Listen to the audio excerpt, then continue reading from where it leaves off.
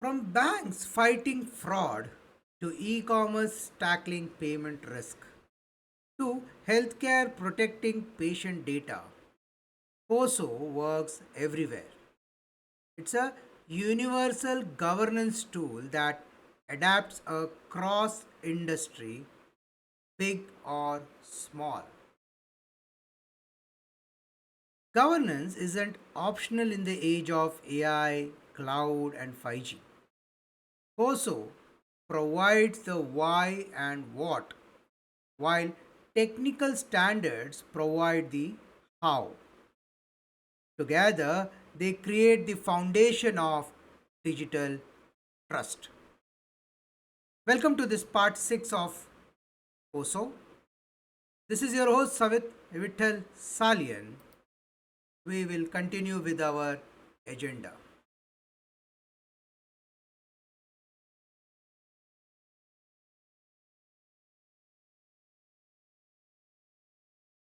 Let's do a comparative analysis between COSO and similar framework in GRC space. In the evolving landscape of corporate governance, risk management, and compliance, organizations rely on structured framework to ensure resilience, accountability, and trust. Among the most influential is the COSO framework, originally designed to address internal controls and later expanded into enterprise risk management. COSO has become the global benchmark for board level governance, financial reporting reliability, and strategic risk oversight. However, COSO is not alone. Other major framework, whether it is ISO 31000, NIST cybersecurity framework, COBIT, SOX, PCAOB compliance, offer distinct approaches. Each has advantages and limitations, and their relevance varies across industries like banking and financial services, technology services, telecom, online businesses, and healthcare. This video compares COSO with these frameworks, highlighting advantages, disadvantages, and sectoral applications, and provides guidance on how organizations can leverage these tools together for effective governance.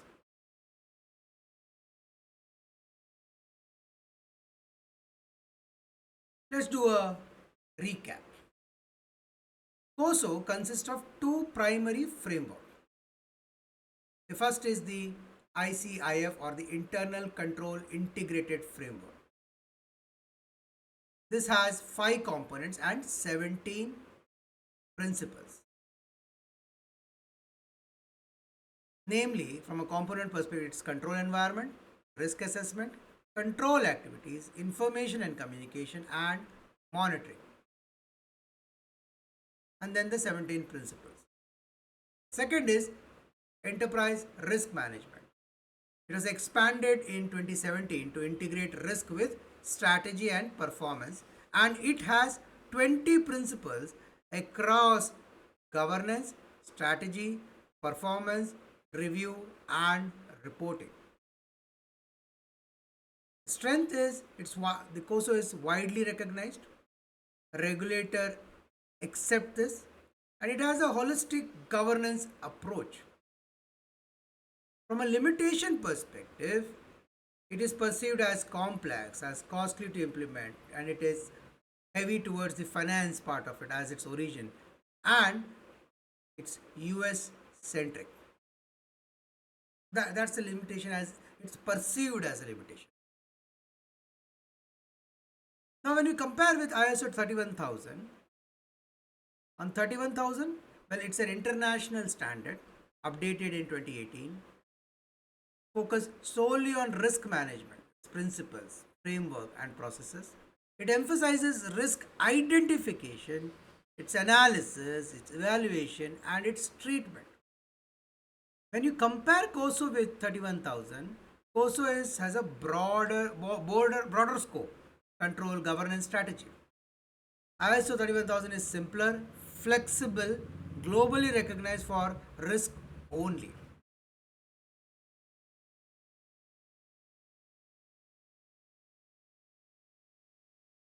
The advantage of COSO over ISO 31000, well, COSO is stronger regulator, has a stronger regulator alignment. Its auditability. COSO provides clear assurance links. It is better integrated with board governance. That's the advantage of COSO. Now, on the other side, advantage of ISO 31000 over COSO, well, it is easier for SMEs, less resource intensive, has a global neutrality, and is more adaptable for non financial risk.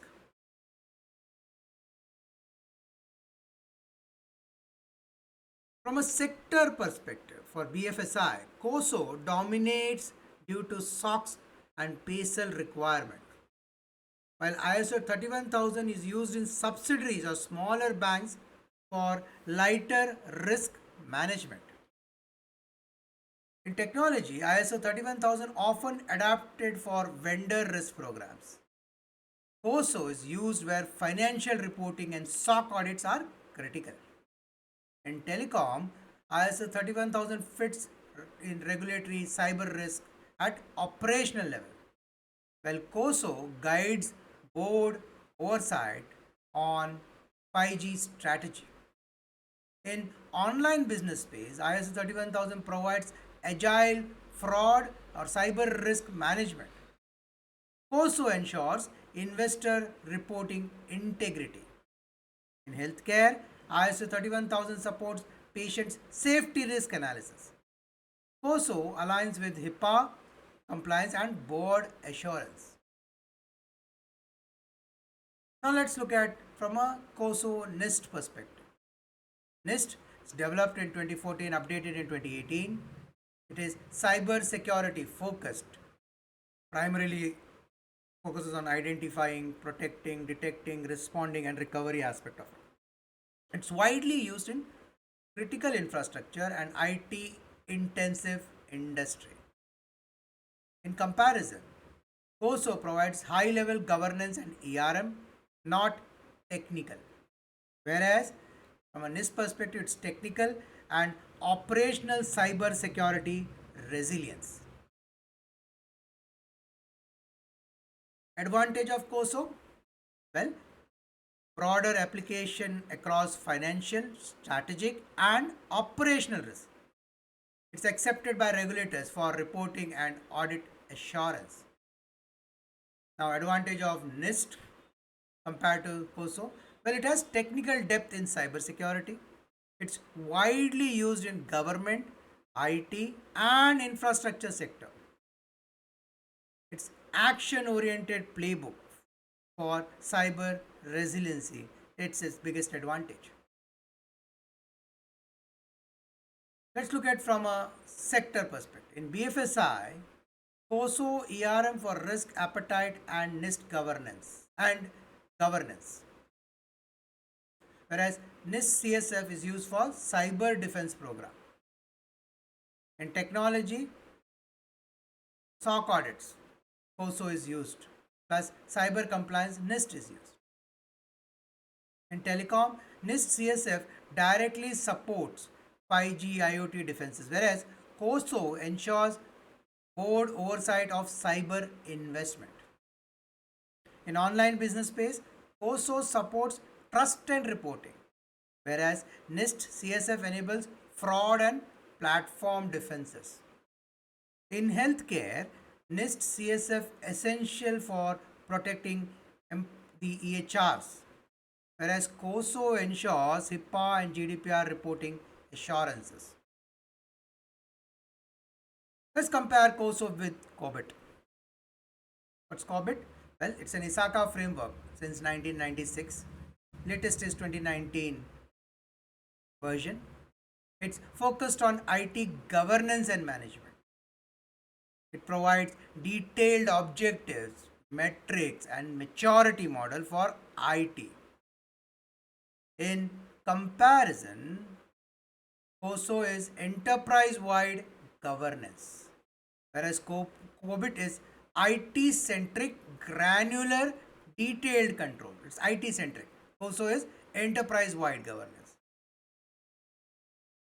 Advantage of COSO? Well, it has a broad scope. It covers finance, governance, and operational risk. It's recognized by regulators for compliance reporting.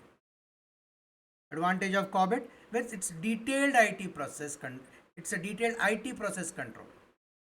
It's practical maturity model for IT risk governance.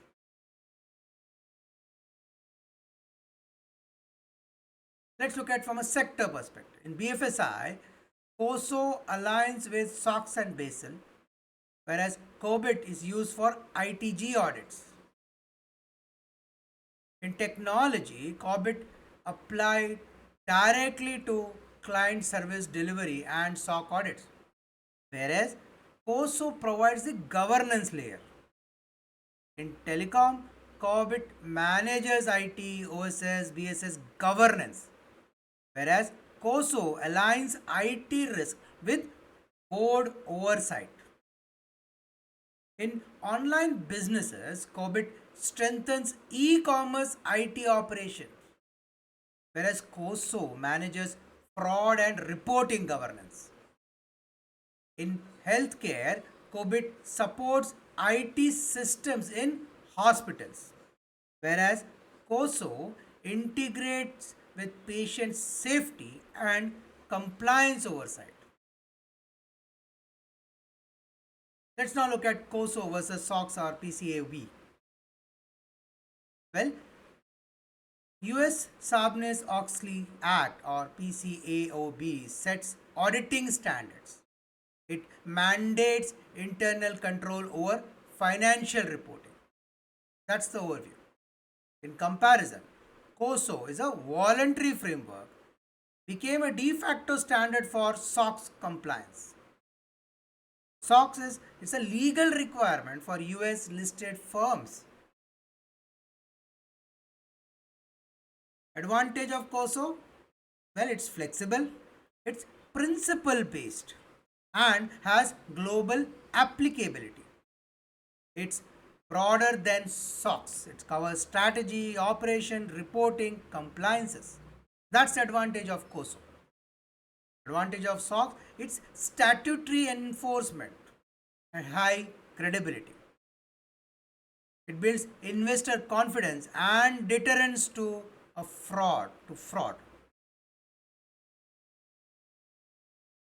Sector wise application, well, SOX compliance is required for US listed banks. COSO ICIF is the standard framework. In technology, COSO is used for SOC 1, SOC 2 audit in outsourced services. In telecom, listed telecoms apply COSO for SOX compliance in US market. In online business space, COSO aligns controls for IPO readiness and investor reporting. In healthcare firms listed in US apply the COSO ICF to SOX requirement.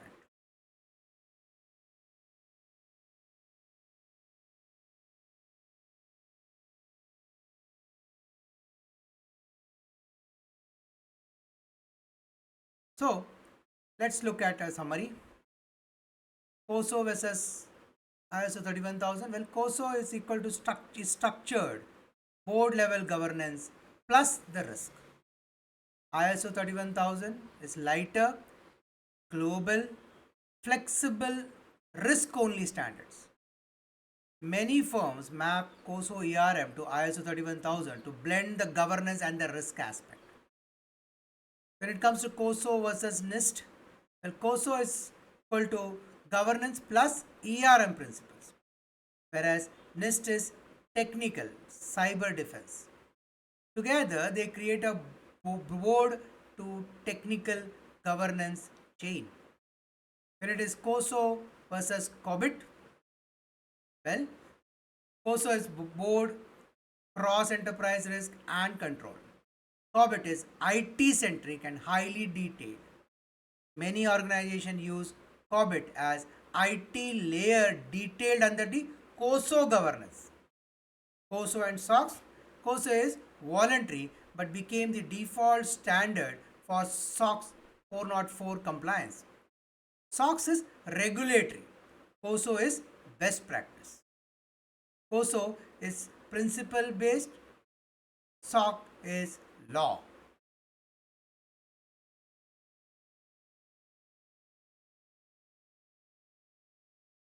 In summary, you can pause the screen and take this screenshot for your reference. It summarizes what we have discussed till this point.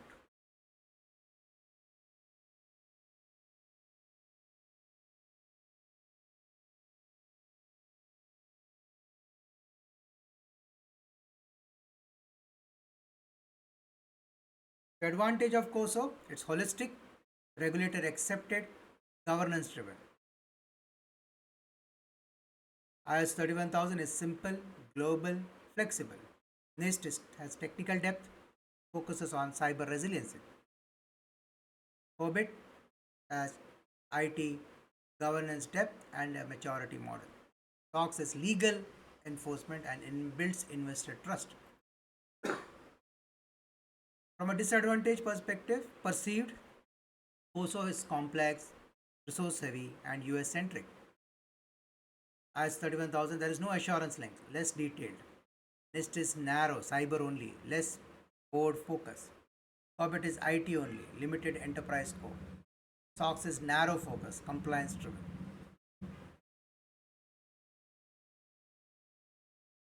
Now, how do you use strategic integration using framework together? When it is governance plus flexible risk management, you can use COSO with ISO 31000. When you need to have a board oversight and cyber defense, you can use COSO with NIST CSF. When it's about enterprise governance and IT control depth, you can use COSO with COBIT. When COSO as a practical framework for SOC compliance, you need to use COSO with SOX.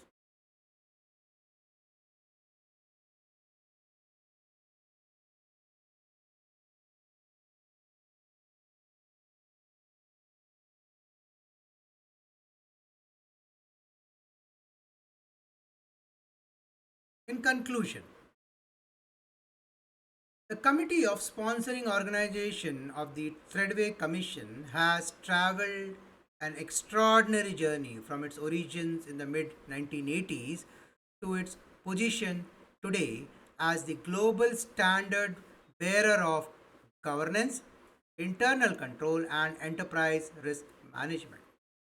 What began as a response to widespread concern about fraudulent financial reporting has grown into a comprehensive framework for accountability, transparency, and resilience that transcends industries, borders, and regulatory regimes. At its foundation, COSO established two enduring legacies: the internal control integrated framework and the enterprise risk management framework.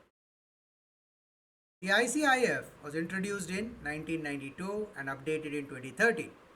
It formalized the definition of internal control and introduced the five components: the control environment, risk assessment, control activity, information and communication, and monitoring.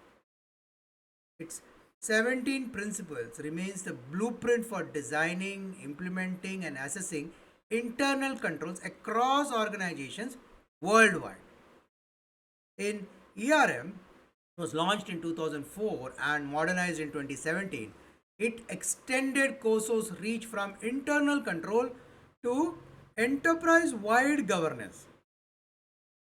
By integrating risk into strategy and performance, COSO ERM shifted organizations away from risk avoidance towards risk informed decisions making and value creation. Together, these framework provided organizations with a universal language for risk and governance, shaping boardrooms conversation for 3 decades.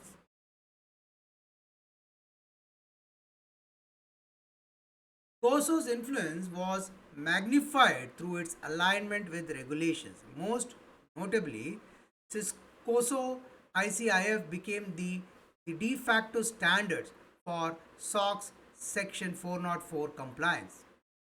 Auditors adopted COSO principles as the basis for evaluating internal controls over financial reporting. The COSO ERM supported capital adequacy and operational risk framework of Basel 3-4 in banking. The COSO principles map seamlessly to compliance obligation across healthcare, privacy, and digital resilience. This regulatory alignment elevated COSO from a voluntary best practice to a global compliance cornerstone.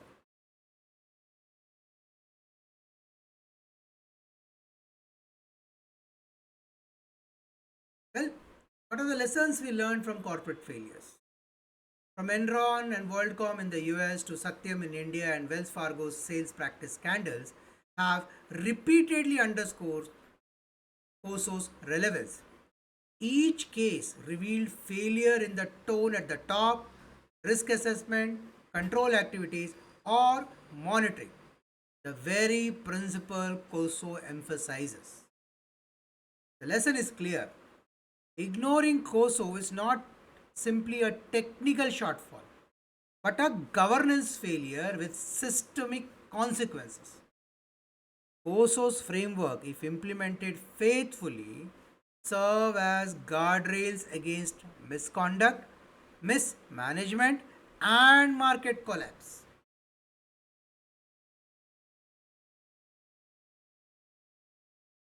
In digital age, an organization undergoing rapid digital transformation, COSO adaptability ensures its continued relevance.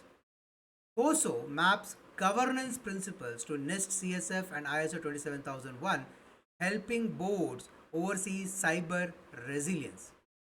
COSO ERM provides a governance umbrella for ethical, explainable, and compliant AI adoption. COSO guidelines ensures transparency and internal control in decentralized networks.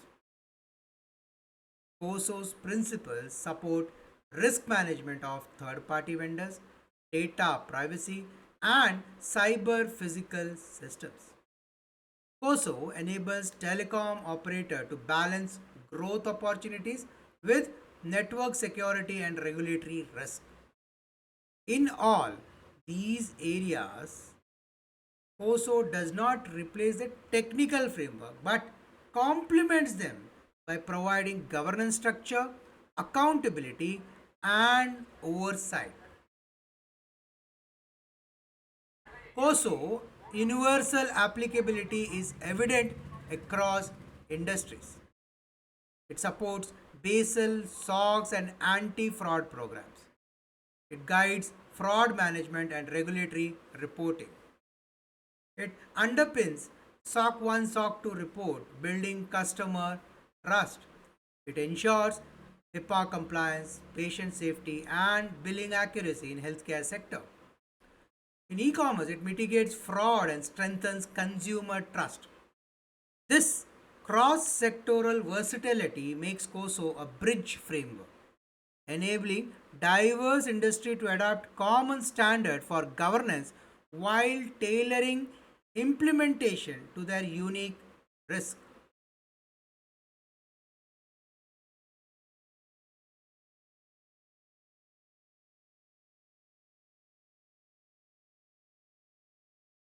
Despite its strength, COSO is not without challenges. Smaller organizations find COSO resource intensive. Its origin in financial reporting sometimes overshadow its operational and strategic risk aspect. The pace of digital change outstrips COSO's official updates. ISO 31001 and regional framework often compete with COSO in non US jurisdiction.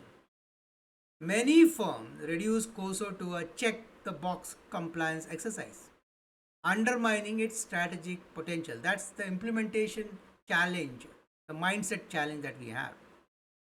These criticisms highlight the need for a pragmatic, proportionate, and adaptive implementation, thus ensuring COSO remains relevant without becoming bureaucratic.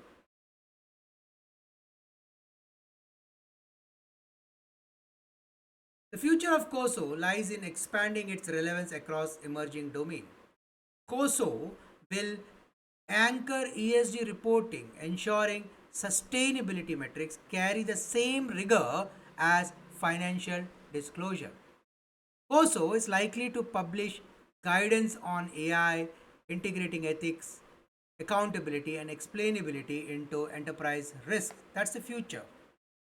COSO will provide boards with structure to govern technology adoption responsibly. COSO will serve as the governance backbone for resilience in the face of pandemics, cyber attacks, and supply chain crisis. COSO will remain the common governance language across global compliance requirement. COSO's universality positions is to remain indispensable in the governance of the future.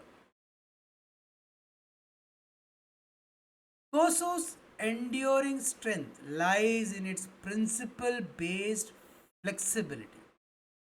Unlike prescriptive framework that may become outdated, COSO focuses on core governance concept: ethics, accountability, transparency, risk appetite, and resilience that can be applied to any industry, technology, or regulation. For regulators, COSO provides assurance that governance and risk practices meet the global standards. For boards, COSO provides a compass for decision making, aligning risk with strategy. For auditors, COSO provides a benchmark for evaluating internal control and compliance. For organization, COSO provides a framework to build resilience, protect value, and earn stakeholder trust. The central message is COSO is more than a framework. It's a philosophy of governance. Its adaptability ensures that even as risk evolves, whether financial, technological, environmental, or ethical, organization will have a guiding compass to navigate uncertainty. Conclusion: COSO is not a competitor to ISO 31000 or NIST or COBIT or SOX. It's a complementary umbrella. Its strength lies in principle based governance and board level oversight that can be adapted to any sector or regulations. In BFSI, COSO integrates with Basel and SOX while NIST and COBIT strengthens cyber and IT control. In technology services, COSO supports SOC reporting with ISO 31000 and NIST addressing the operational risk. In telecom, COSO oversees 5G strategy while NIST and COBIT manage the technical risk. In online business, COSO ensures investor trust. PCI DSS supports fraud prevention and NIST secures the platform. In healthcare, COSO governs patient safety and compliances, while ISO and NIST handles operational and cyber resilience. Thus, the future lies not in choosing COSO versus other framework, but in mapping COSO with other standards to create a layered governance model that addresses risk from the boardroom to the server room.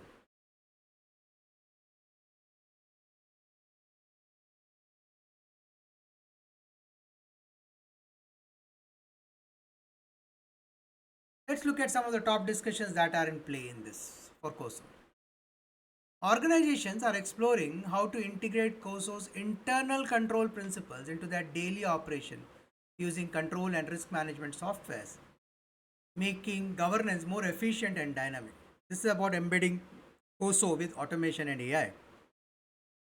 The familiar COSO Cube, which includes your control environment, risk assessment, control activity, information and communication and monitoring, continues to be the foundational model for framing integrated internal control systems. That's a discussion on the COSO Cube and the five pillars.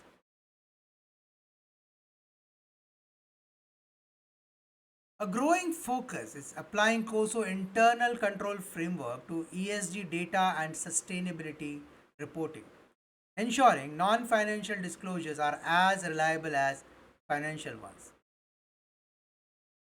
10 years after its 2013 update, there's a renewed discussion about using entity level controls like tone at the top, culture, oversight as a true foundation for COSO's effectiveness.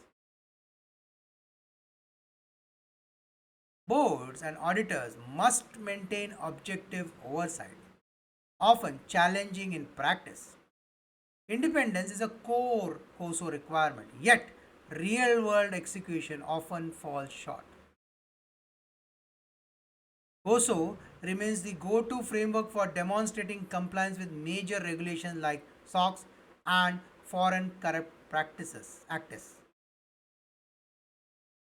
offering a structured path for internal controls. Practitioners often face resistance, complexity, and resource constraint in rolling out COSOs. Best practice include phase implementation, training, customization, and continuous improvement. COSO's five internal control components directly help dismantle opportunities for fraud for the fraud triangle, highlighting how gaps in control mechanism open the door to misdeeds. COSO is now seen as more than just a framework for financial reporting. It's increasingly applied to operational risk, sustainability, and broader governance function. The 2013 update to COSO broadened its coverage, emphasizing globalization, embedded technologies, outsourcing, regulatory complexity, and need to assess fraud explicitly.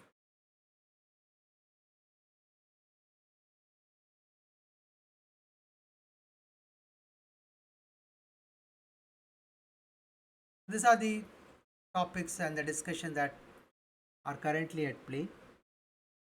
This will evolve over time, and maybe sometime in the future, when this gets matured, we can bring up a new version of the topic. But for now, this is where it stands.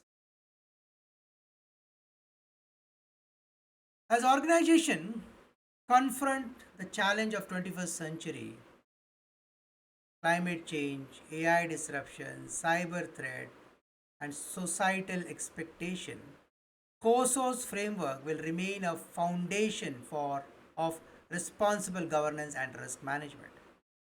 Just as it emerged from the corporate scandals of 1980s, COSO will continue to evolve in response to new crises and innovations, guiding organizations to balance performance, accountability, and trust. In a world where resilience and integrity are the ultimate currency of success, COSO stands as a timeless reminder that good governance is not optional, it is essential.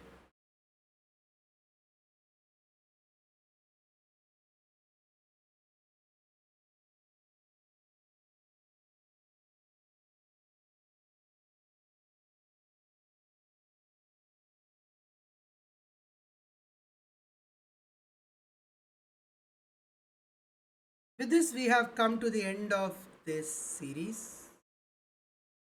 We covered the agenda in six parts.